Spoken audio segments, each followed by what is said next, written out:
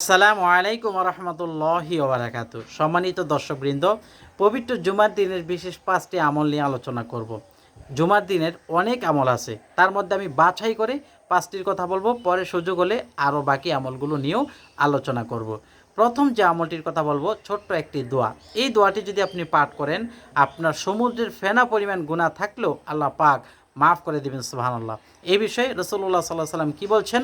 রাসূলুল্লাহ সাল্লাল্লাহু আলাইহি ওয়াসাল্লাম বলছেন, যে ব্যক্তি জুমার দিন ফজরের নামাজের আগে সুন্নত পড়ে নিম্নের ছোট্ট দোয়াটি ইস্তিগফারটি 3 বার পাঠ করবে, ওই ব্যক্তির আমলনামায় যদি সমুদ্রের ফেনা পরিমাণ গুনাহ থাকে, আল্লাহ রাব্বুল আলামিন মাফ করে দিবেন। সুবহানাল্লাহ। কি পরিমাণ? সমুদ্রের ফেনা পরিমাণ গুনাহ যদি থাকে। আল্লাহু আকবার কাবীরা সুবহানাল্লাহি ওয়া বিহামদিহি সুবহানাল্লাহিল আযীম। তাহলে সমুদ্রের ফেনা পরিমাণ গুনাহ মাফ হয়ে যাবে। সেই দোয়াটি কি? আস্তাগফিরুল্লাহাল্লাযী লা ইলাহা ইল্লা হুয়াল হাইয়ুল কাইয়্যুম ওয়া আতুবু ইলাইহি। এই দোয়াটা 3 বার পাঠ করবেন, আল্লাহ পাক আপনার সমস্ত গুনাহখাতাগুলো মাফ করে দিবেন। অতঃপর 2 নম্বরে যে আমলটা করবেন, আপনি পবিত্র জুমার দিন মিসওয়াক ব্যবহার করবেন। রাসূলুল্লাহ সাল্লাল্লাহু আলাইহি ওয়াসাল্লাম বলেছেন, যে ব্যক্তি জুমার নামাজ পড়তে আসবে, ওই ব্যক্তি যেন জুমার আগে মিসওয়াক করে নেয়।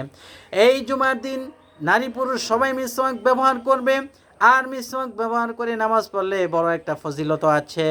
নবীজি সাল্লাল্লাহু আলাইহি ওয়াসাল্লাম বলছেন, মিসওয়াক করে নামাজ আর মিসওয়াক করা ছাড়া নামাজ এর তুলনায় 70 গুণ বেশি সওয়াব হয়। সুবহানাল্লাহ।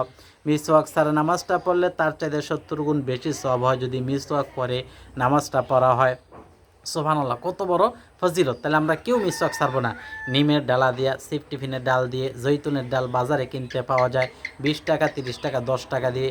আপনি একটি মিসওয়াক কিনে নেবেন। যদি না পারেন, অন্ততপক্ষে আপনার বাসার আশেপাশে সিফটিফিন গাছ আছে ছোট্ট ছোট্ট, এই ডাল দিয়েও বানিয়ে নিতে পারবেন। অথবা আপনাদের দেশে নিম গাছ আছে, নিম গাছের চিকন ডালা, এই আপনার মাধ্যম আঙ্গুলটা যেরকম মোটা, এরকম মোটা একটা ডালা নিয়ে আপনি এটার আগাটা কেটে একটু চিবিয়ে নেবেন, এরপর আপনি মিসওয়াক করতে পারবেন।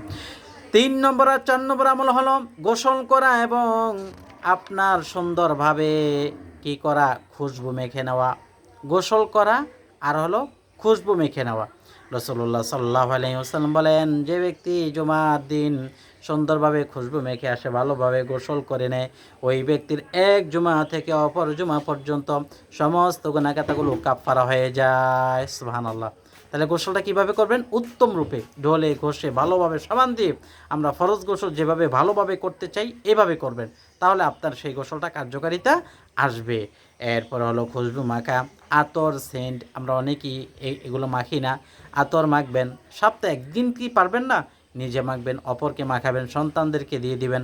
তো এই ক্ষেত্রে মহিলারা বাসাবাড়িতে দিবেন, পুরুষরা আপনার যে রাস্তাঘাটে বা যে কোনো জায়গায় পুরুষরা দিতে পারবেন, কিন্তু মহিলারা ঘরের বাইরে পারফিউম ব্যবহার করতে পারবেন না। এরপরে 5ম নম্বর সর্বশেষ আমলটা, সেটাও একটা গুরুত্বপূর্ণ আমল, সেটা হলো উত্তম পোশাক পরিচ্ছেদ পরা, শুধু শুক্রবারে। সুবহানাল্লাহ। নবীজি সাল্লাল্লাহু আলাইহি ওয়াসাল্লাম বলছেন, যে ব্যক্তি পবিত্র জুমার দিন উত্তম পোশাক পরিচ্ছেদ, পরিষ্কার পোশাক পরিচ্ছেদ পরে নামাজ পড়তে আসবে, অথবা মহিলারা বাসা বাড়িতে পড়বে, ওই ব্যক্তির এক জুমা থেকে অপর জুমা পর্যন্ত সমস্ত গুনাহগাতাগুলো কাফফারা হয়ে যাবে। সুবহানাল্লাহ। এই 5টা আমল আল্লাহ যেন আমাদেরকে করার তৌফিক দান করেন, এই জন্য সকলে বলুন আমিন। দর্শক, এইভাবে নিয়মিত ইনশাআল্লাহ আমরা বিভিন্ন আমল এই সঠিক পথ চ্যানেলে আমরা আপলোড দিয়ে থাকব। আপনারা দেখবেন, ভালো লাগলে লাইক দিবেন, আর পরবর্তীতে এমন ভিডিও পাওয়ার জন্য সঠিক পথ চ্যানেলটি সাবস্ক্রাইব করে পাশে থাকা বেল বাটনটি চেপে রাখবেন।